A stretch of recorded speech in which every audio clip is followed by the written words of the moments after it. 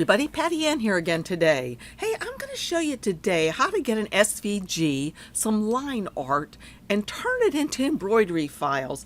It's so easy with Embrilliance. So I'm going to show you how to turn it into an applique, and the same thing works for the fill, other than instead of having the yellow of his head being an applique, it will also be a fill stitch. So let's get started.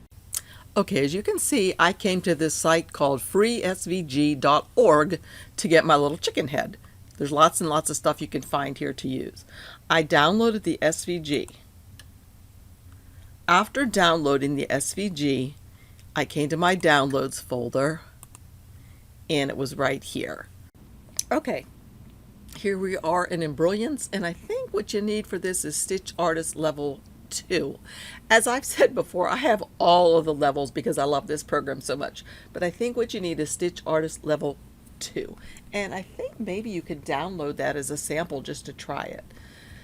So what I'm going to do now is I'm going to bring in that SVG. So to do that, I have to go into the create mode, which is this little icon right here. And because we have Stitch Artist Level 2, notice it says vector over here. And what an SVG is a scalable vector graphic. So that's why we need to be able to bring in a vector.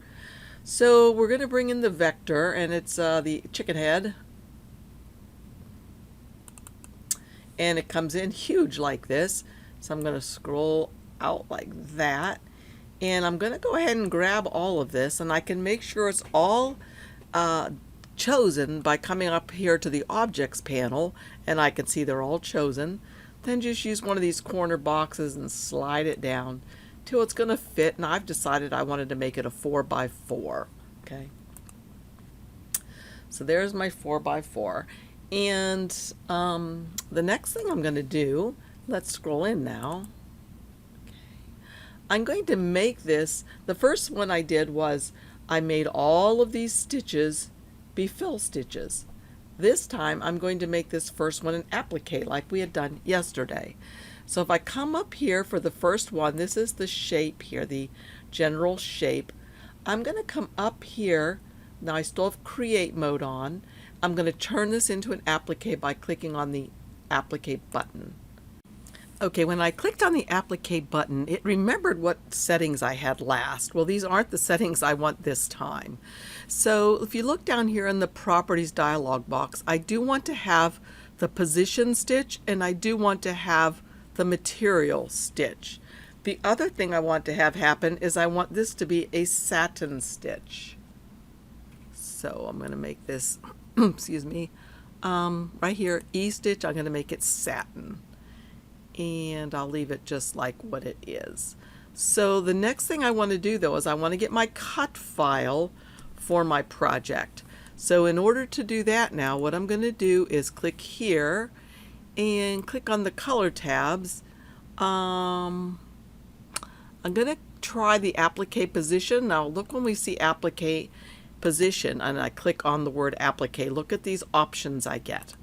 What if we go to applique material and I click on applique? I don't get those options. What about this last thing, my color? Don't get them either. So I need to start at the applique position, click on the word applique, and I am going to make the cut file for my applique. I want to inflate it or make it a little bit bigger, like by about 1.6 or 7, and I'm going to say save. And as you know, we can save this. If you look down here, I can save it as a studio file for my silhouette things. I can save it as an SVG for Cricut. I can save it as scan and cut files, or even Surecuts a lot. I'm going to save it as a studio file, and I'm going to name it My Chicken Final. Hopefully this is the final one, and I'll say save. Okay, so that is that. Now I want to change the color, of course, to this, to a yellow. And I can do that in the search area here. Comes up with any yellow, and I'll say okay. All right. Another thing I decided I wanted to do for this applique was to put a box around it first, a stitching box first. So in order to do that, all I have to do is come up here to these shapes, grab the box, and just draw a box around this. And what this is going to do, this box, once I put stitches on it, it's going to stitch down the fabric, the base fabric, to my stabilizer. So I'm going to come up here and make a running stitch. And the other thing I'm going to do is I'm going to move this up to the top too. So move first. And while it's checked, looky here, it shows down here in the properties, it's a single running stitch and its length is 4.5 because I've already changed the shape, the size.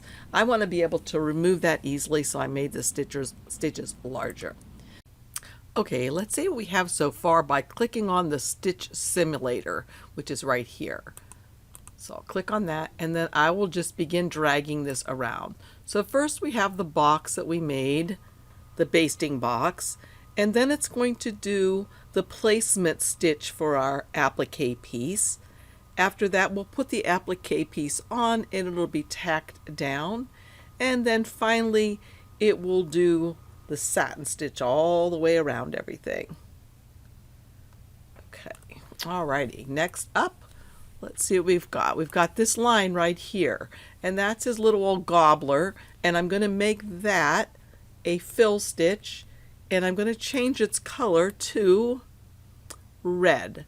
So I've got to go to threads because it's not in my current page yet, and I'm going to type in red, and there's a good red. Just click that, and so that's good. And then the next thing after that would be this line, and I'm going to make that also a fill stitch, and I'm going to change it to the same color as that gobbler thing.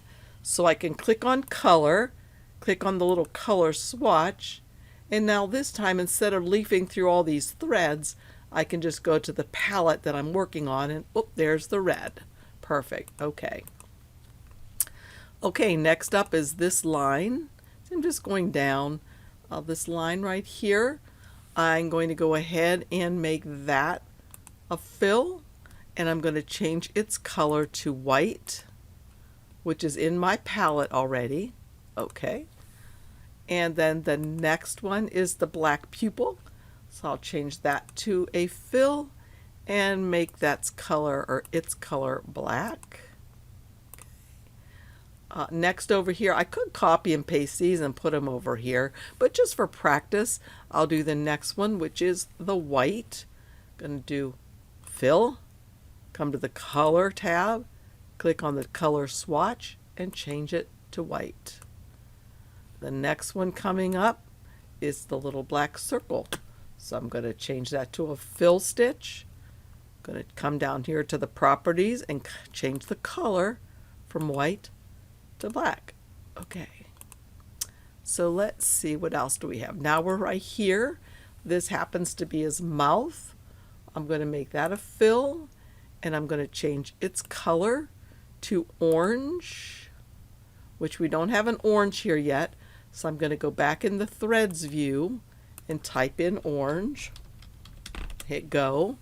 And if I don't see one I like, I can hit the enter key on the keyboard until I do come up with one I like. I'll use that one, say okay. And now we have these little lines. This happens to be a little nostril. I'm going to change that to a run stitch, and its color is black. That's good. This line is the other nostril. I'm going to make it a run stitch, and it should be black. Yep. These last two things, these are lines that kind of show the difference between his beak. So I'm going to make that a run, and I'm going to make it a double run, or maybe a bean. I'll make it a bean, see what happens. 3-pass bean. And the last one, I'll make this a bean also. 3-pass bean.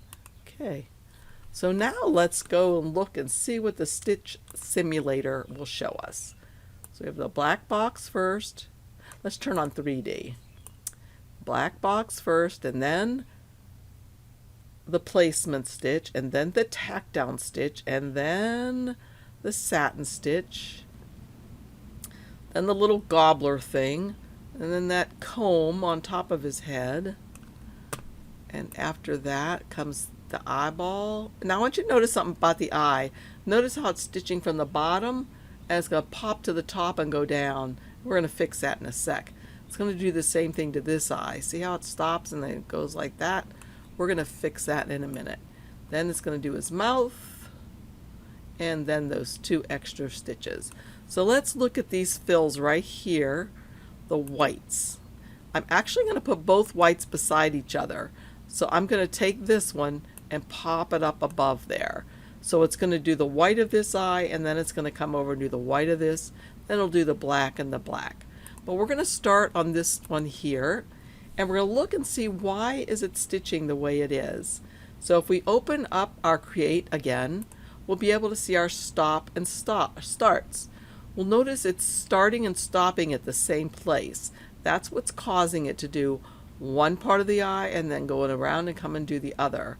So I'm going to change that. I'm going to make this start, the bow tie that's green is the start, and make the bow tie that is red the stop down here. Now let's see what happens if we go to the Stitch Simulator, and we'll quickly scroll up here to the whites. There's this first one. It's doing the underlay, then it's doing the eyeball all the way down. Unlike this one that does the underlay, and it's still doing that craziness. So let's fix the second eye. So I clicked on it over here in the Objects panel. I can come up here to Create Mode, and I see my stops and starts. So I can make it start once I have the green over here, and the red I can make stop down here. Perfect. Okay, I happen to know it does the same thing for the eyeballs, but that probably really doesn't matter. They're so tiny. So I think we're just about done, and I'm ready to finish stitching or to stitch this baby out. Let's see. Let's run the Stitch Simulator one more time. So there's the black basting box, the placement stitch, the tack down, the satin, the gobbler and the comb, the eye, and the other eye, the pupil, the beak, and the nose, and the mouth. So that's it. Okay, I've opened up my little guy in Silhouette. Oops, I gotta turn on my portrait. And I've auto portrait, auto cutting mat for portrait, and letter size. I did turn on, as you can see, my cutting lines because I don't want to make sure I put him too close to the edge and he gets cut off. So then I'm going to go to Send, Fabric Thin, and it's still trying to find my portrait because I just plugged it in. Here it comes. Okay, so once my portrait comes in, it's syncing. It's going to auto detect the tool, which is the auto blade. I'm going to go ahead and cut edge, cut the edge, and I'm going to make my blade depth quite a bit deeper. Going to take my force down. Now this is something you'll have to try on your own machine, and I'll take my speed down to 4. Then I'm going to load this and I'll show you that. Okay, so here I am putting the Steam-A-Seam 2 light on the back of this piece, and then I'll press it. Okay, I have my fabric piece, and I adhered the Steam-A-Seam light on the back. This piece of paper I'm tearing off is trash.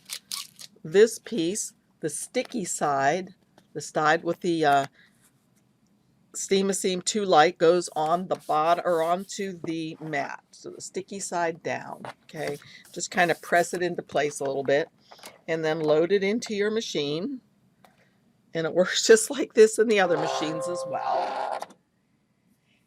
And I'm going to go ahead and say, see if I can get you a better view. There you go.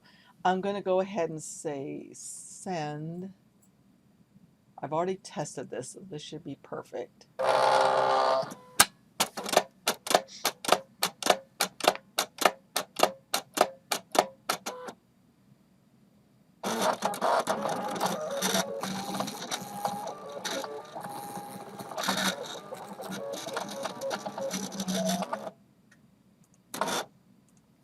Okay, as you know, before I take it totally out of the machine, I like to test it and see if it cut properly. Okay, so it cut just perfectly. That's trash. So I can put this away. And now I'm going to put this away. And we're going to bring out this, which I've already loaded. I have tearaway stabilizer behind it and just this piece. Oh, and don't forget, I think I may have failed to tell you that I did really put a lot of Terial Magic on this to make it nice and stiff. Don't forget that stuff, the Terial Magic. I'll have it linked for you down below if you want to check it out. So the first thing I'm going to do now is, let's look over here at our screen, is it's the black. And I actually have white threaded. I hope I'm going to be able to see it well enough. Okay, the first thing it's going to do is it's going to do the box around. So let's get started with that. And all that is doing is adhering this fabric better to this stabilizer. Remember, I made a larger stitch so we could take it off easily.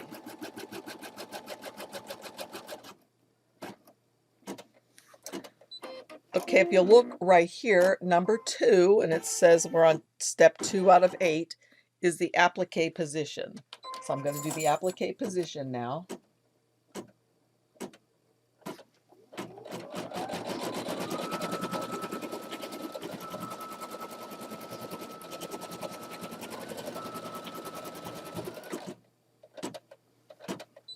Okay, once that's been stitched, I'm hoping I'm going to be able to see well enough to know where to place this piece, because I want to put it right on top of that applique position stitch.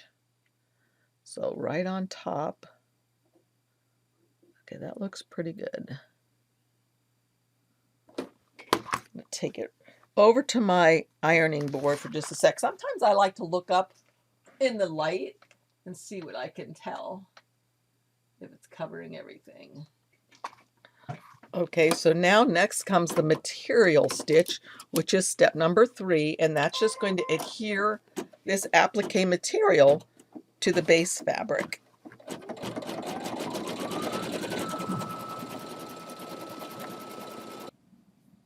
Okay, the next is going to be step number 4, which is the satin stitch. And the satin stitch is going to take about 2 minutes.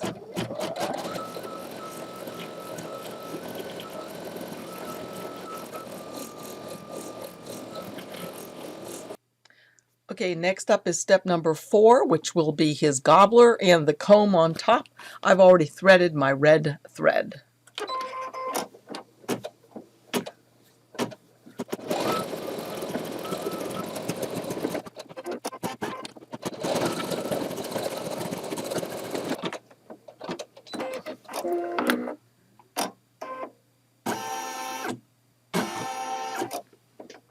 Next up is the white for his 2 eyes.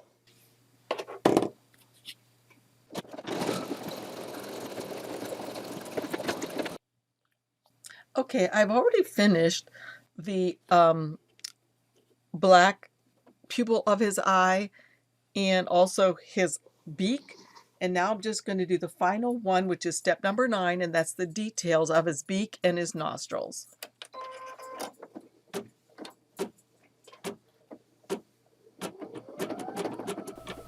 I hope this gives you some ideas of what you can do with the SVGs that you have.